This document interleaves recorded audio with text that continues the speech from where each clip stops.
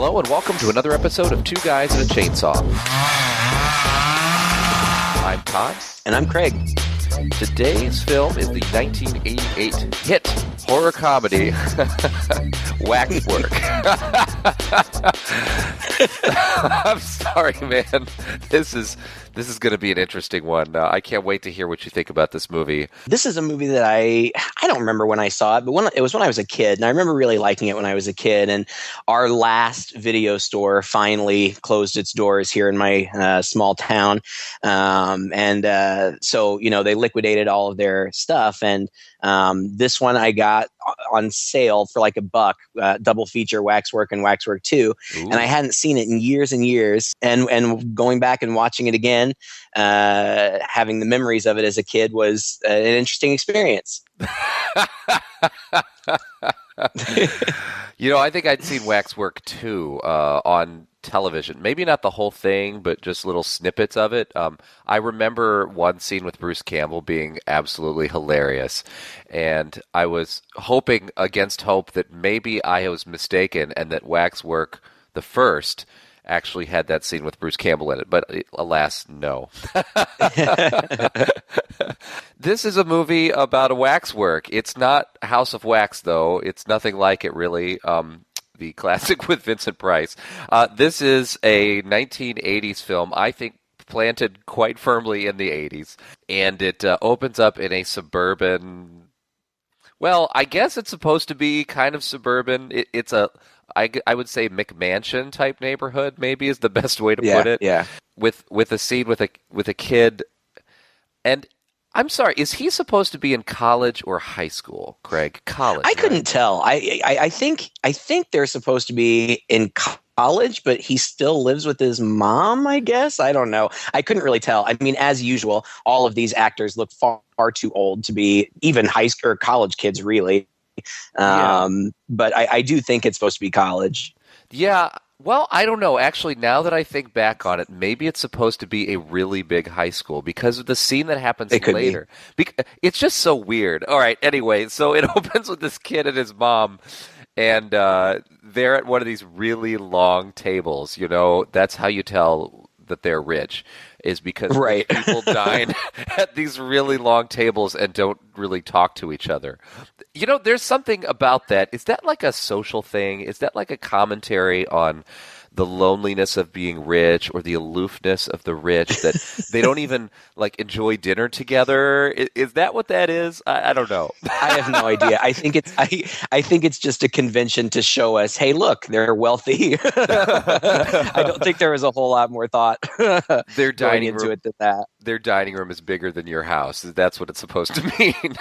Yeah, and it's funny because the fact that he's wealthy is really completely insignificant. This is just kind of a little, I don't even know why we get this little scene, really. I mean, it comes at the very, very first scene.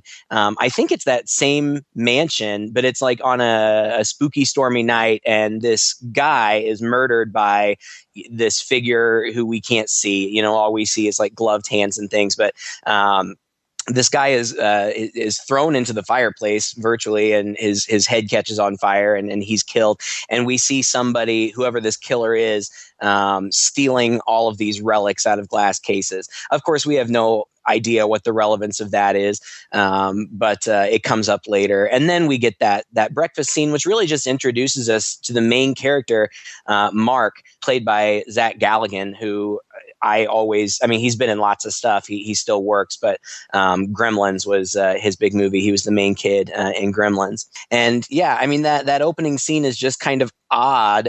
I guess I think at some point, I don't know if it's on the news or maybe the mom's reading the newspaper, and they discuss how there have been some disappearances in the town recently. I guess that's significant for us to know for later, but it just seems kind of a cheap way of delivering that exposition. But yeah, I mean, it's not like the scene lasts long. The kid gets up and goes to school, and then we start to meet the other characters. Well, it's weird. Actually, it's funny that you mentioned that opening scene of the guy getting his head thrust into the fireplace, which is unique, but also because You just reminded me of it because I think like its significance like totally passed by me. Uh, and now that I'm going back and thinking about the movie, yeah, I guess it was a little significant, but it just does. It's kind of incongruous with the rest of the film in that when you see this hand breaking those glass cases and you see it taking these artifacts, you really think, oh, this is going to be about this particular magical gem or this particular artifact or whatnot, Right. and it really doesn't end up being like that at all.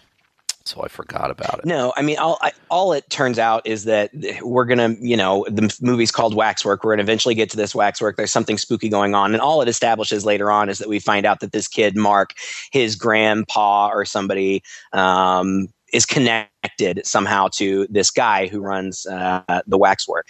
And all that comes up later. It's really not all that important or significant anyway. But after we meet Mark, then we cut to a scene of two girls walking to school together, and they are Sarah and China.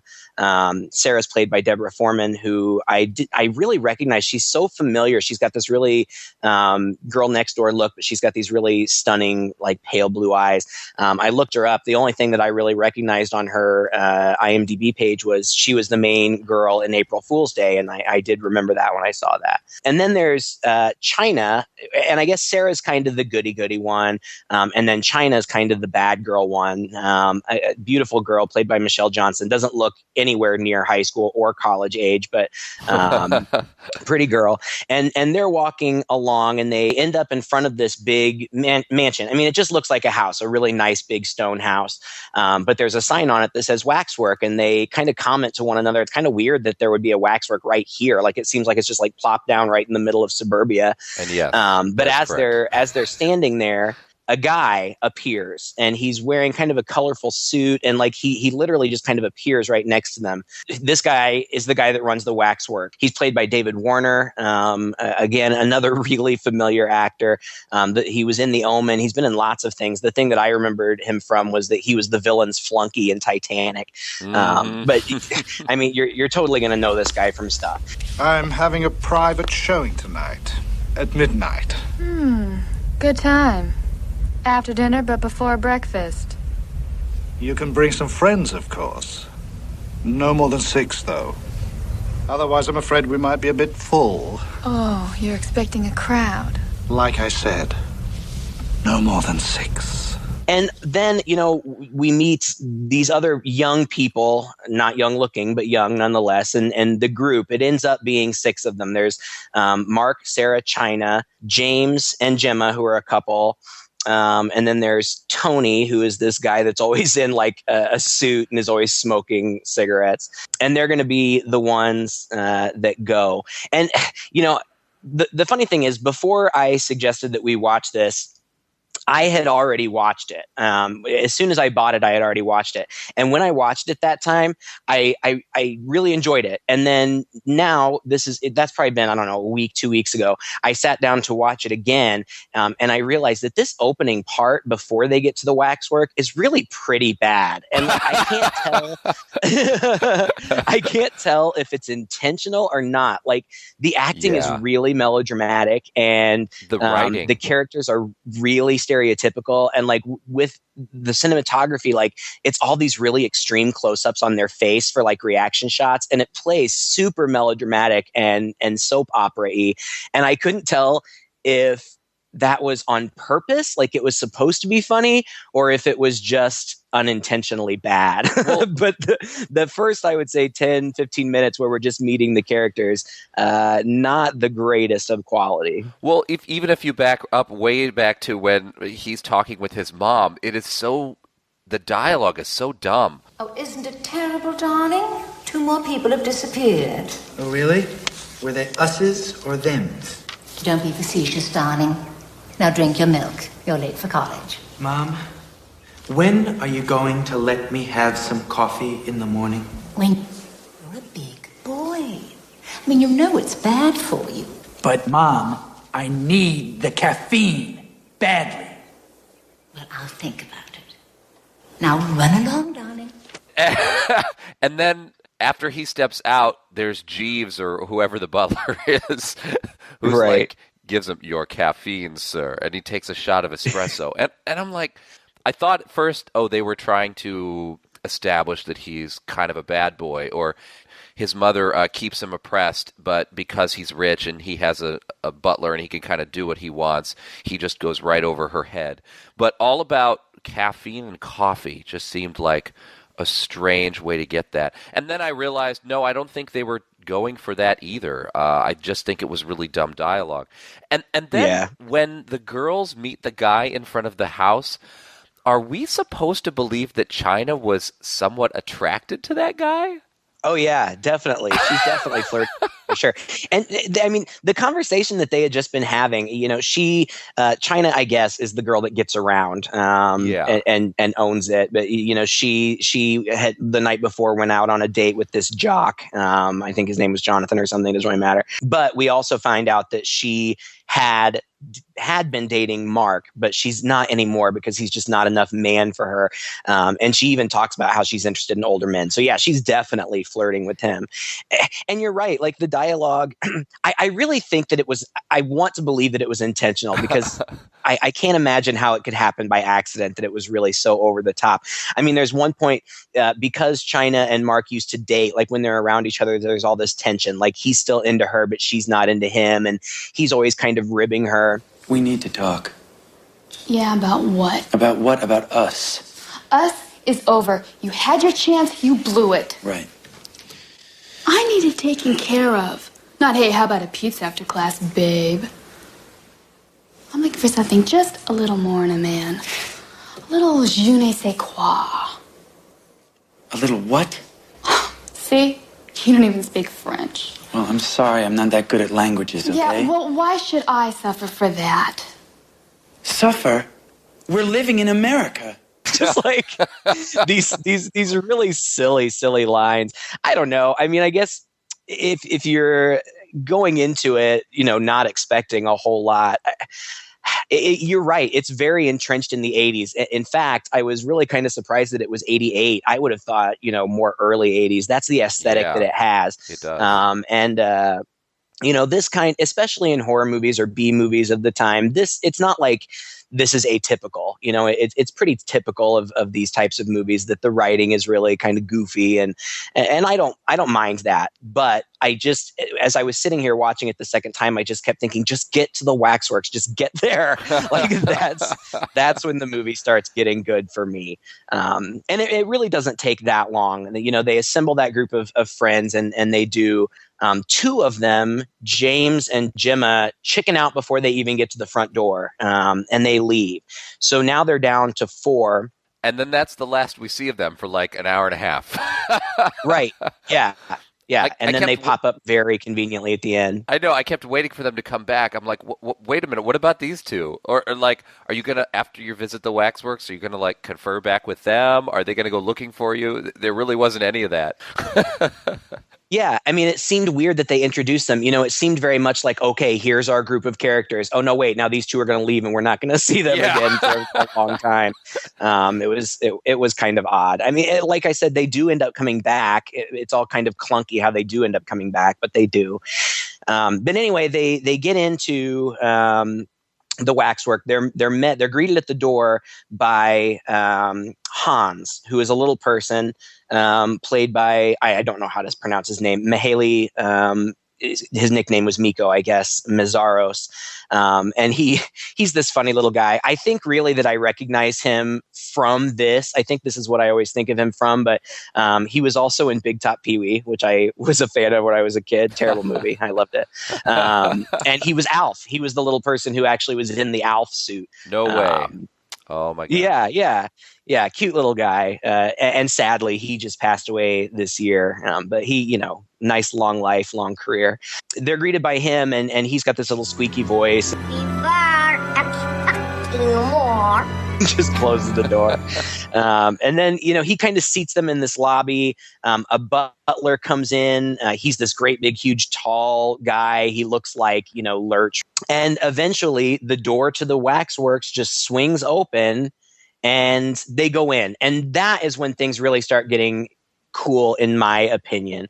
I've always, I don't know that I've ever been to one of these like horror themed waxworks, but in my humble opinion, all waxworks are pretty freaking creepy. Yeah, well, and this one, yeah, go ahead. Just the idea, they're almost like corpses, It's people, but and the more real it is, the more effective it is, the more creepy it is. Even if it's just a scene of Samuel Jackson standing there, getting his picture taken by the paparazzi, because your mind tells you that these should be alive, but they're absolutely motionless, and they're not. It's just the idea of it is really creepy. You're right. You're totally right. Well, yeah, and they do. I mean, they look like corpses, but then there's also something just inherently unnatural about them too, and that kind of creeps me out.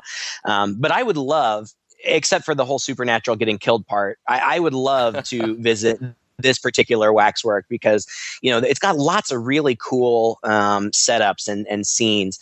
I was just kind of really trying this time to really pay close attention to what all was there. And I'm sure that I didn't even see everything.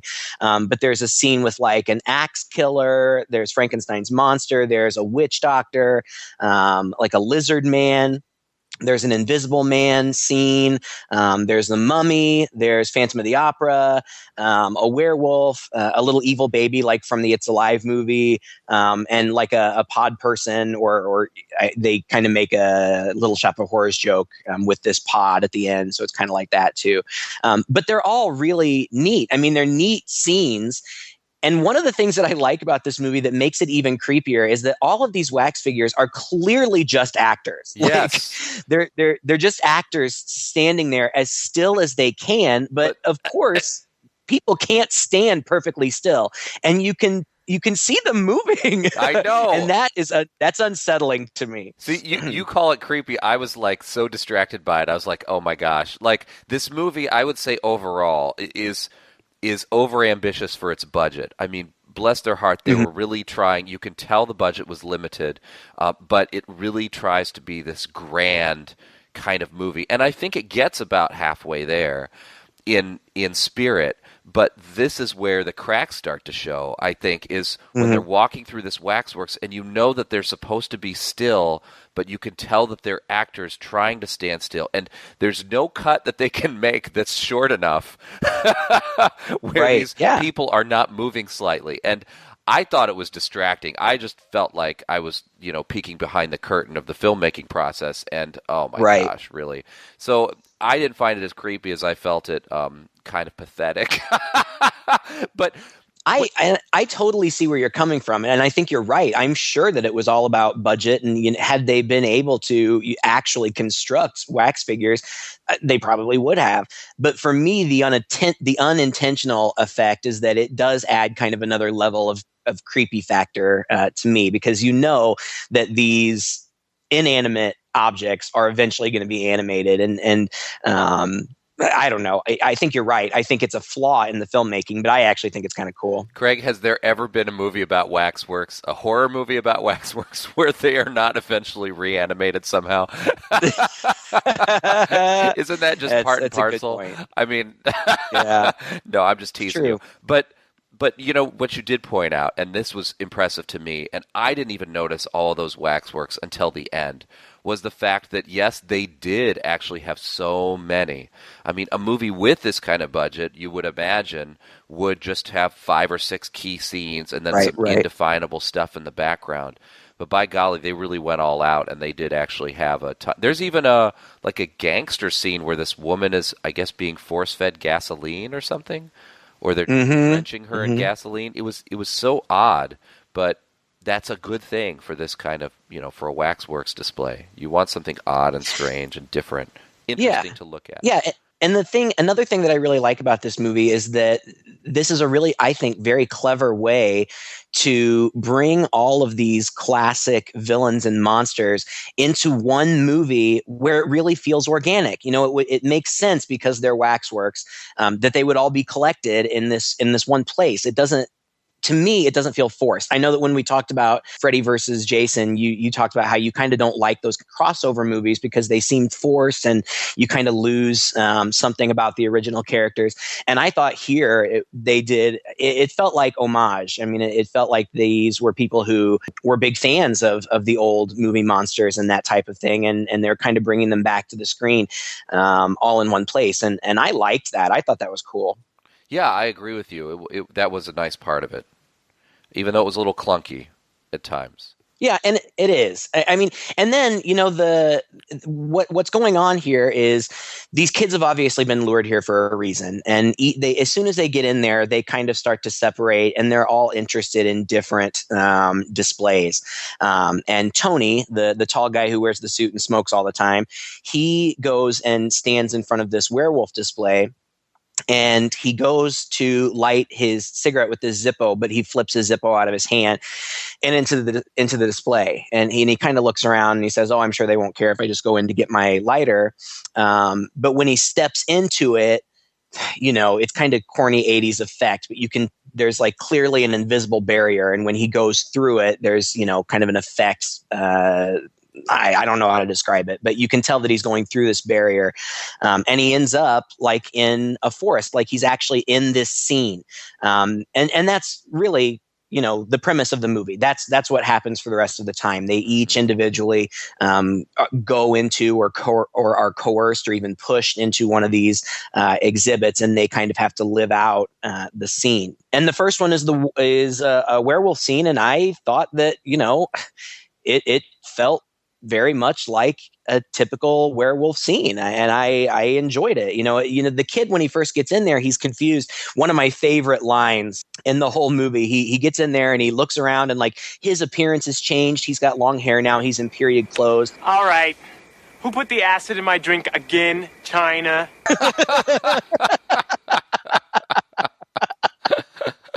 Oh God, which I thought was so funny. And he doesn't know how to explain it. He doesn't know if it's a hologram. He eventually convinces himself that it's part of the deal, that he's just been hypnotized and this is part of the experience, and he's going to play along. Yeah, I felt that to be very weird. Almost anytime a character starts chattering its thoughts out loud, you kind of wonder if the writer, it seems to be a sign of lazy writing. And this, at first when he thinks he's talking to somebody, he's chattering out loud. He thinks it's a hologram, or he's accusing China. Yeah, I don't know. He thinks he's under, but he can still talk to people.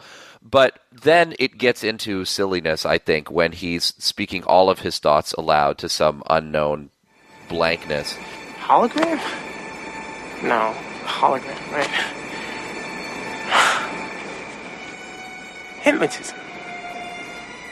Hypnotism. That's it. All right. I'm hypnotized. All right. Well, hope you guys can hear me, because this is a hell of an illusion. I mean, I can smell the pine trees. Okay. Yeah.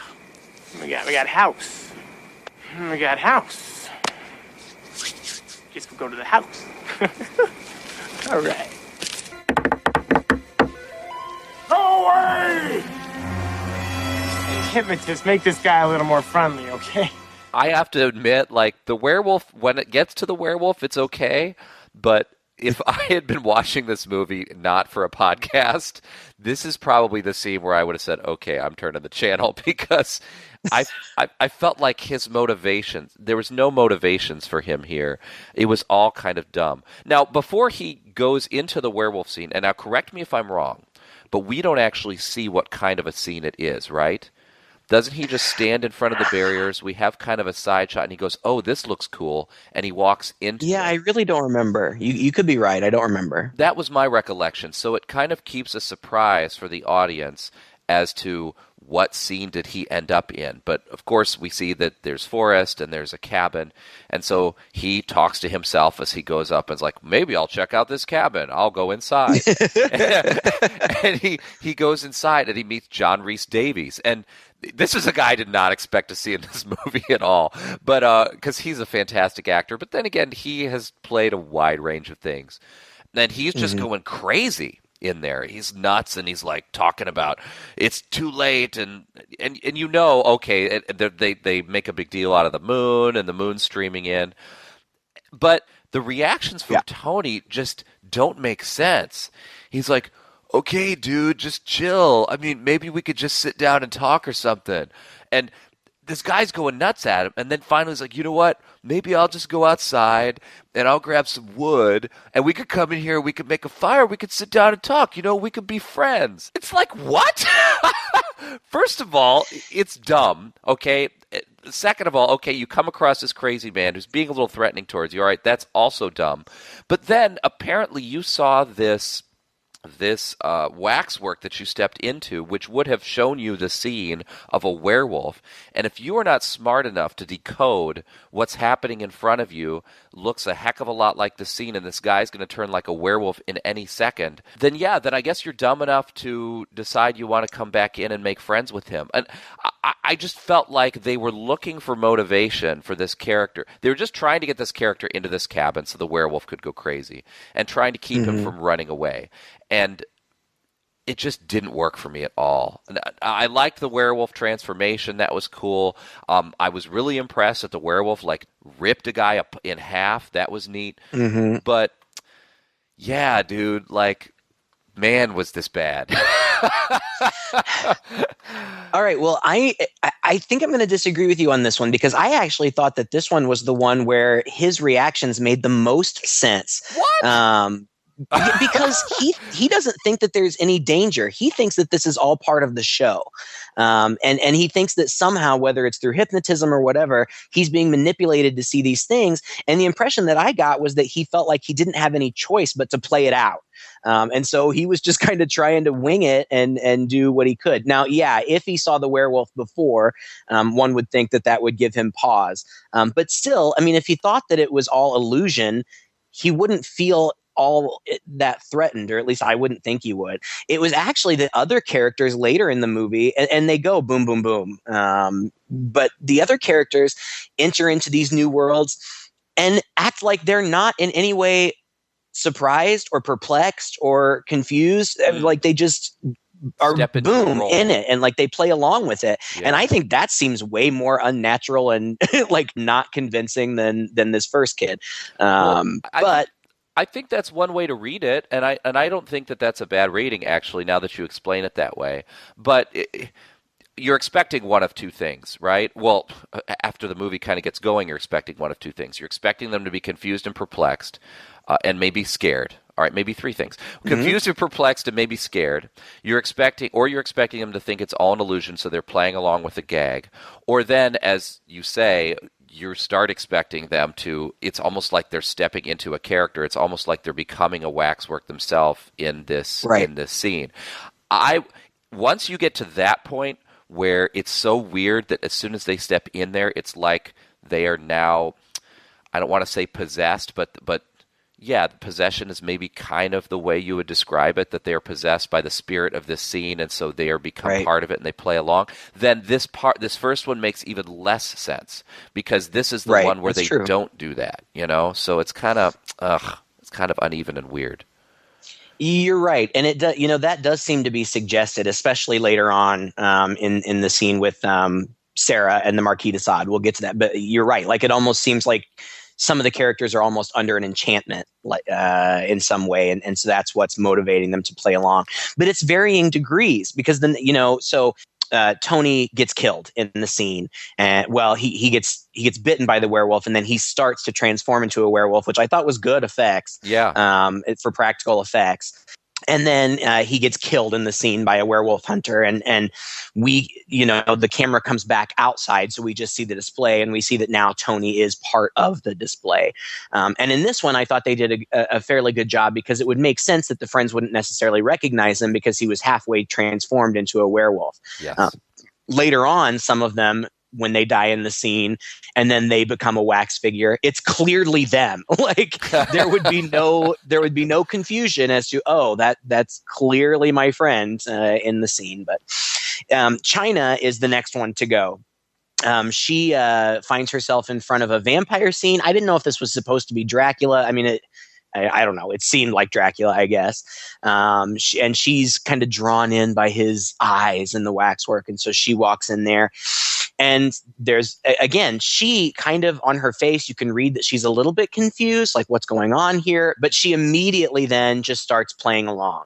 I don't know. I tried to read as much as I could about this. I don't know where they shot this. I don't know if it was in a studio. I feel like it had to have been some sort of studio because they've got these pretty grandiose set pieces. And this one in particular, this castle with, high ceilings and walls, and there's this big dining room where Dracula and his brides, I guess, and his son are sitting and eating dinner, and they invite China to sit and eat dinner with them, and they serve her raw meat, and Dracula's like, raw meat. You do like raw meat.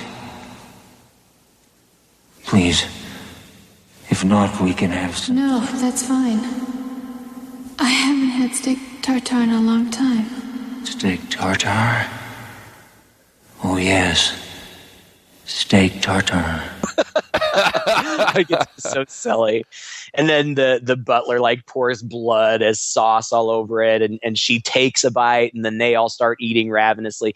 And it's just this. It's a cool scene for what it is. Eventually, she's led up to her bedroom. The son comes up, tries to seduce her, but reveals himself as a vampire. He chases her down into the basement where she finds the guy who is supposedly in the scene, supposed to be her fiance, and he's tied to like a butcher's block or something, and the whole bottom half of his leg, all the muscle and skin has been stripped from it, like they've been eating him slowly. And then there's this whole showdown down there in the basement, which I thought, again, was really fun. First the son finds her again, and she ends up using a pair of knives to form a cross, and she burns his head, and his head explodes, and there's blood everywhere. And then the brides come in, and she's got a stake, and she's staking them left and right, and one of them gets impaled with champagne bottles, and the champagne is shooting out of her body, and the blood is spraying everywhere. It was a fun scene. Now, clearly you didn't like this movie. These little individual vignettes, I just thought they were fun, and I like that feel of getting placed into these very familiar films, really, and just getting to watch them play out really quickly, and you're in, you're out, and let's move on to the next one. I kind of dug it, I gotta admit. No, I can see the appeal, and it is fun. I feel like it's more fun to make fun of, but this scene, I think, again, was another case of where I felt like the budget was overstretched. Now, I know they had to cut a lot out of this. I was reading on IMDb, and I saw that it's apparently when the crew was filming this scene, they were like, man, this is the bloodiest scene we've ever seen commit to film. And it is maybe a little choppy as a result, and it comes across then as we didn't have the money necessarily for all of the detail and the effects, and so we cut around it, when it maybe they just made them cut out the worst stuff. Because where the movie really does seem to spend a lot of money is on the gore effects. And that's impressive and that's interesting. But I have to say, like, I was just waiting for that vampire dinner scene to be done because it lasted so long and he's talking so slowly. And there are only so many slow, furtive looks that everybody can give each other before it's like, all right, let's move on. Let's get to the next thing. And gosh, I hope they were really trying to play this as a soap opera, because otherwise that dialogue was really silly and dumb as well. But didn't you find it a little jarring? And at first I thought this was intentional when she's in this big old castle, and when she runs into the what's supposed to be a basement or a dungeon or something, it's completely white tiled, sterile. It almost looks like a hospital room or a morgue or something. Yeah. It was odd. It didn't seem in keeping with the design of the rest of the set, but it was obvious why they did that. They wanted a canvas to splatter blood all over, and it looks good when they do it. Yeah, but it threw me off because I'm thinking, oh, is she moving from one set to another? I thought within the Waxwork, maybe she was leaving this scene and she was going into a completely different scene. But like you said, it isn't quite that way. And so then I got the notion, well, this is just how they decided to build. Again, this was another point at which I felt like I was I was in the minds of the filmmakers again, and I hate to be there. I hate to be going, oh, okay, well, this is a different looking set. I wonder why they chose this set. And, oh, okay, it's so that they can splash blood all over it. Well, is it supposed to make sense? Is it supposed to not? Did they run out of money? It's obvious that you could only see kind of one half of the set, too. It almost, right. To me, it almost looked like they were filming a TV show, like you only see one half of Seinfeld's apartment, in this particular scene. And I mean, because of it, they had so little space to work with that the encounters here are pretty silly. Like, this vampire has the hardest time getting around this table that this man is to reach her. That was right? pretty painful. Yeah. So, again, it was fun, sure. It was fun for that reason, and it was definitely fun because everybody's kind of getting slaughtered and the blood's going everywhere and it's silly. But there are just parts of me that by this point, then I start getting super critical and I go, okay, well, this woman got impaled on the wine rack here, but why did the corks pop out? Just yeah, it looks cool, but it doesn't even make exactly. sense that would happen. That's why. See, you're being too analytical about this, and you're forcing me to be too analytical about it. I mean, you're sitting here talking. It's like they're on a TV set, and I'm sitting here thinking, well, yeah, that makes sense. They're in a display, so there wouldn't be a fourth wall. Oh my God, I don't think that there was that much thought put into it at all. Oh no, I think but they were just making a fun splatter movie. But just to say, for example, okay, the woman gets impaled on the wine bottles, and you want or champagne bottles, and you want champagne to come spurting out of there and make a big deal. Okay, you can do it where the corks inexplicably have popped, even though the force of your body going on there would almost do the opposite. But there are other choices, like you could have the bottles kind of break off in her body so she slides down a little bit, and the bottles snap. I mean, even that wouldn't actually happen, but it makes a little more sense. I'm just saying that you have choices, even when you're facing limitations and you want to do something cool and you just got to shoehorn it in. You still have ways, I think, of making it a little more believable. And when you choose the ways that are less believable or call attention to themselves as being silly, to me, it's either ineptness or it's laziness, and that just shows itself to me, and it bothers me, and it just makes me realize I'm watching a movie. And sometimes, and again, with a movie like this, you're watching a movie, but you want to be able to suspend a certain amount of disbelief and not see through to the process. And to me, I felt like throughout this movie, I was seeing through to the process, and that took me out of it and made me more critical of it, I guess. Yeah, and I don't know. I can't get on board with you because I just feel like we're not. I don't have very high expectations. This is just, it's episodic. It feels almost like a Scooby-Doo cartoon or something, and I'm not. That's all I'm looking for, and I'm okay with that. So I don't know. Overall, I find it to be a cute little movie. It's not great, but I still like it. I think it's pretty juvenile, and I'm all right with that. That's fine. It's by no stretch of the imagination any kind of masterpiece, but it's a fun little movie, I guess. Well, even for a guy like me who's going to be critical of it, there were some shining moments, and I'll say that the next scene, the Marquis de Sade scene, was surprising. You're jumping pretty far ahead there. Well, if you want to go through, go ahead. Let's keep going. No. We don't need to go through all of them. I just think it keeps happening in the same way that we've mentioned. These two, Mark and Sarah realize that the other two are missing, so they leave.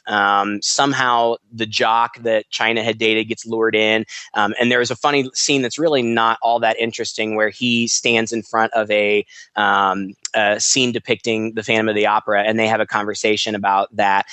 The only thing that I found interesting about that was that it was supposed to be a scene of Jason Voorhees, but they couldn't get the the rights, or the rights were too expensive for the image or something. And there were other ones that they wanted to have that were in the script, like The Thing, and the Village of the Damned, and for whatever reason they couldn't get the rights. And I would have liked to have seen those things, but what they ended up with was fine too. Anyway, he gets pushed in there and killed. We don't even get to see that one. Thankfully. I was and so the next glad. morning, Mark and I can't tell you how happy it was totally I was. unnecessary. Yeah, I was like, oh, please, we're not going to have to see like some guy getting killed by the Phantom of the Opera. That's that's not going to be interesting. But maybe you can explain something to me, because this brings up this point. So my understanding, and what it ends up being, is that this guy has to create these scenes. He's created these scenes, but they're somehow based in reality, because he's gathered all of this stuff together, right? Yeah. Yeah. So there's a lot of fiction thrust in here.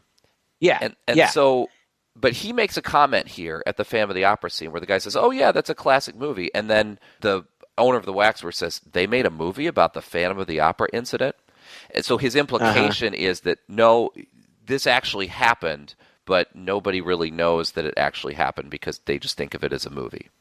Am I right? Right. Okay. And yeah, so I think that's the implication, that within the universe of the movie, all of these people at one point in time had been real. Okay. So even the pod scene, that's my. even I think so. Night I think of the so. Living Dead scene, and everything. maybe not all of them. I don't know. When we get all that information, so Mark goes to the cops. The cop go investigate, don't find anything, but eventually the cop recognizes some of the wax figures look like these missing persons ads. So he goes back. He gets pushed into a mummy scene. I really liked that scene. I thought it was good. Yeah, that was a good scene. Pretty. Yeah, I like that one. And that's the thing. I mean, you're right. We don't need to go into detail on every single one. You get the basic premise. You know, they go into this scene, and it's a typical scene from any of these old monster movies. Just updated a little bit, I guess. But they stick pretty true to tradition. So if you've seen a mummy movie, you know how these things play out. But it was a good scene.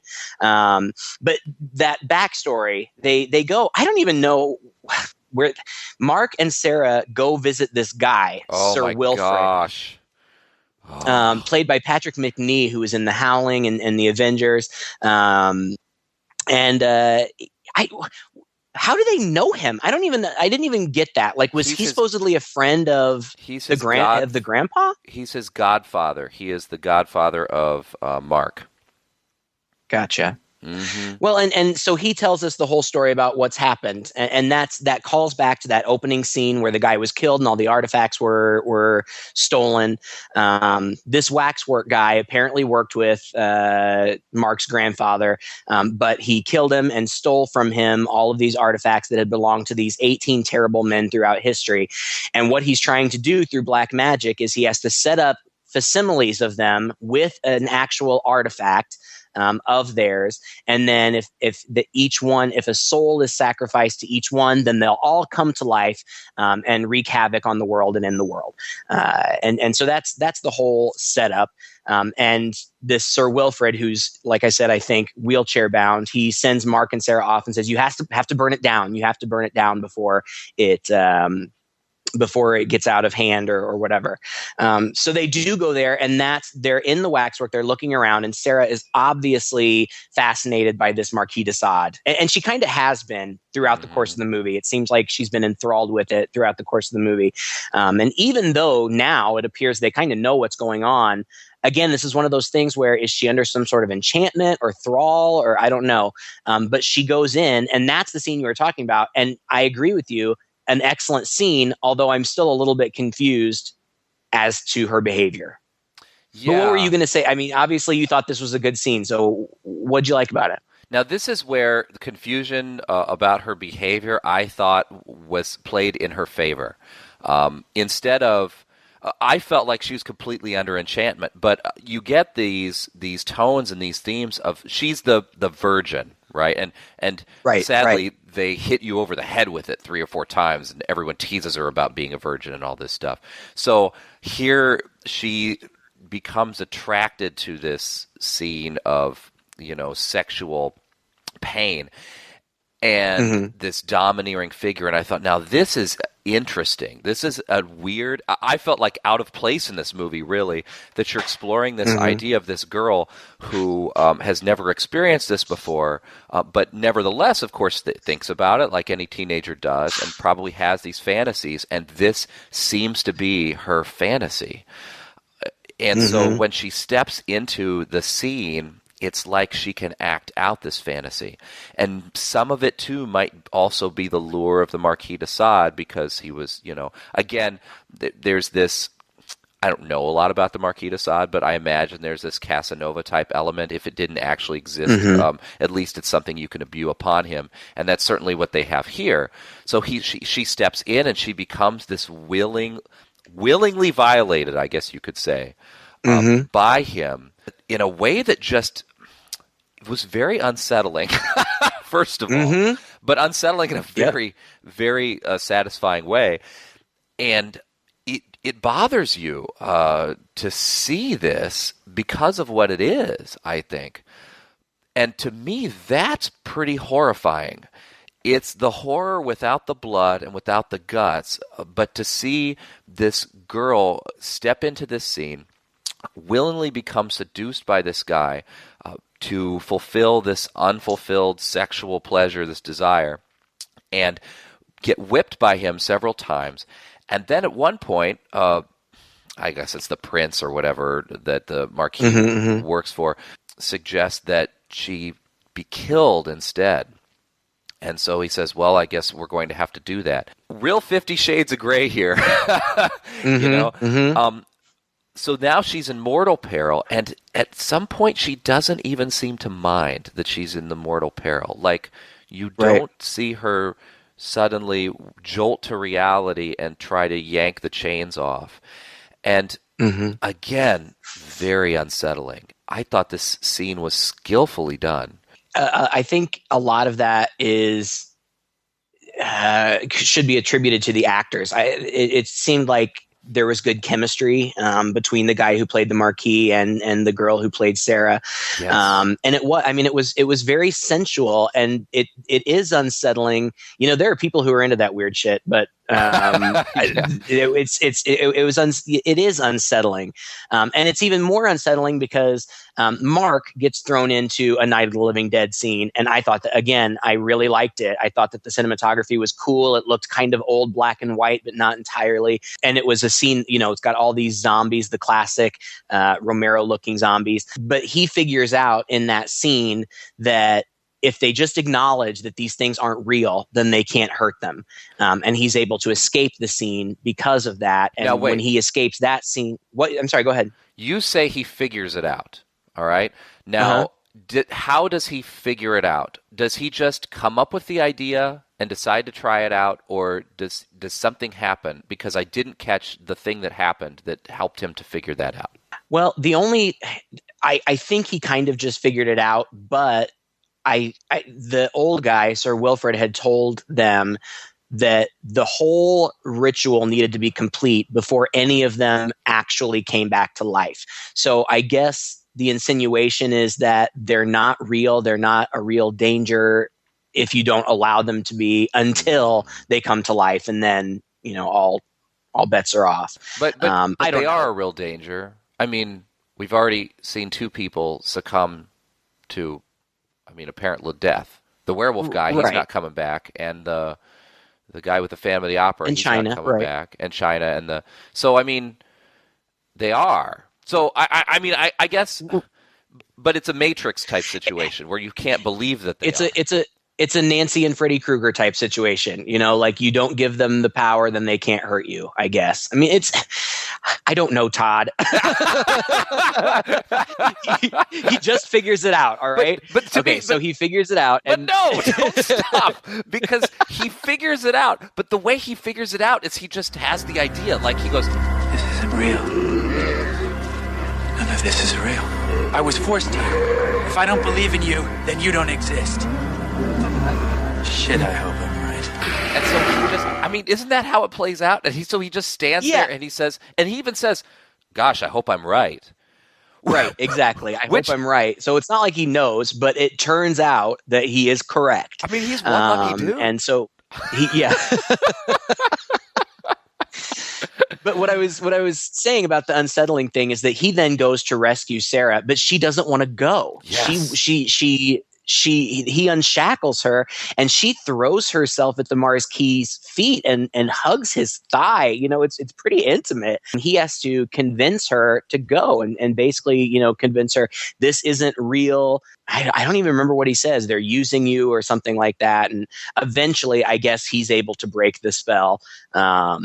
And they do leave. And the Marquis like tries to fight Mark, but he can't. You know, he has no physical impact. Like when he swings his sword, it just goes right through him like an illusion. But as they leave, he says, "I'll be seeing you later." And so they exit the scene, and they're met by the people who run the Waxwork, and they're kind of detained or whatever. But Mark's like, "Haha, we foiled your plan." The Waxwork guy basically says, "No, you didn't." And this is where, out of nowhere, from an hour and a half ago, James and Gemma show back up, and apparently they're not any longer scared of the Waxwork. They're totally into it. And they end up going into the two scenes that Mark and Sarah had just vacated. And again, we don't see anything happen. We just see them appear dead in the scene. And that's when, you know, the ritual has been completed and all of these creatures start to come to life in their displays. And it's not scary. I mean, there's nothing in this movie that's scary.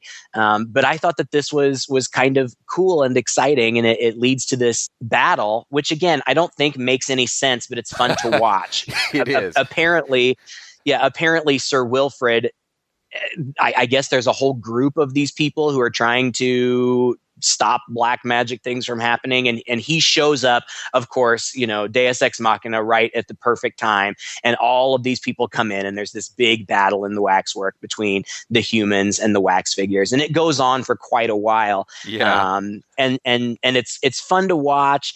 It's not the most amazingly choreographed thing I've ever seen. A lot of the times you can just kind of tell, especially in wide shots, they're like, okay, action, just fight, you know, and they do. But there are some good gags in there. I like that scene. You know, there's, again, not a whole lot to it. But Sarah and Mark ends up in this basement where there's the big vat of melted wax, and the Marquis follows him in there, and they fight in what is one of the goofiest sword fights ever. And again, doesn't make any sense. If this guy was really the Marquis de Sade, I'm pretty sure that his sword fighting skills would be a little bit better than some preppy high school kid who's never held a sword in his life. But they fight, and to be fair, he loses. The Marquis bests him, and the guy, Waxwork Man, is in there, and he tells the Marquis to kill him. But Sarah, of course, arrives and saves the day and throws a hatchet into his back. And then there's just kind of a confrontation between Mark and the Waxwork guy, but I don't even really remember what happens. What happens in this part? Do you remember? I don't. Somebody ends up falling off a ledge. Well, he ends up falling off a ledge into wax. And how that happens is, I don't really remember either. He kind of pushed him or kind of got the upper hand. Did Sir Wilfrid come in and shoot him? Oh, maybe? At the last is that what second. Happened? Yeah. Anyway. It's really kind of disappointing. Yeah. I mean, it's not a big confrontation at the end. You know, I knew somebody was going to end up in that vat of wax at some point. And he does. And he kind of, after, you know, they think they've won or whatever, he pops back up for one last jump scare and says, "Would you like a closer look?" Which is what he's been saying throughout the whole movie. But meanwhile, the whole Waxwork is now on fire. And somehow Sir Wilfrid is sitting up there at the top of the stairs. He gets his head ripped off by the werewolf, which I thought was funny, and confusing because I'm pretty sure he's in the sequel. So I don't really know how that works out. But basically they get out. Mark and Sarah get out, but they're the only ones apparently who get out, and they watch the house burn. And it's the most terrible burn effect I've ever seen. But whatever. So, they stand there and watch it burn for a while, then they turn around and walk away. And the last thing we see is this severed hand, very much in the vein of Evil Dead 2, crawl out of the rubble. So at least one of the monstrous things escaped. I don't know what that means. And then it cuts to black to go to the credits, and it starts playing "It's My Party," which I have no idea where that came from, but it's almost fitting. Like, the movie is so silly, and then to end it with that silly upbeat song, it put a smile on my face. I thought it was funny. Yeah, I enjoyed that last final battle scene just because it was so goofball. Although it does really beg this question. Gosh, this plan of bringing all of these 12 horrifying creatures to life didn't end up being so great. I mean, just a handful of people from outside put up a pretty good fight. Yeah, against like old people. Yeah, exactly. like, wouldn't you feel bad if you had gone through the trouble of killing all these people and stealing all these artifacts and creating all these scenes and getting people in there to go into the scenes and doing all that just to have them kind of beaten back in about 30 minutes by a bunch of old people? Yeah. Yeah. They didn't end up as being as much of a threat as they had been played up to be. I don't know. It doesn't make any kind of sense that this group of old people, regardless of how agile or skilled they must be, could beat something like a werewolf or a lizard guy. And I guess the implication isn't really so much that they physically defeated them, is that they set the place on fire and locked the doors. And so everything just, and I guess all the good people burned up in there too. We certainly didn't see them outside when Mark and Sarah came out. So, just close the whole chapter. There's no good ending for anyone. Right.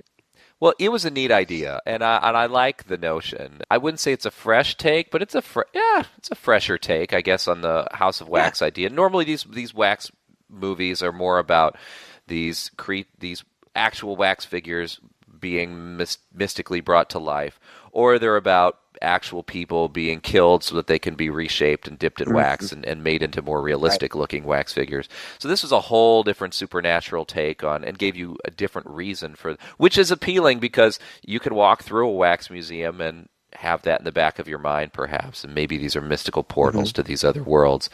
And in a sense that they are portals to other worlds. When you walk through a wax museum, you're glimpsing in on something else. So it all works out well on paper. I just felt like the execution of the movie was a little too ambitious for the skills of the writer. Apparently the movie was written in 3 days, and I didn't learn that until after the fact, but I was absolutely not surprised.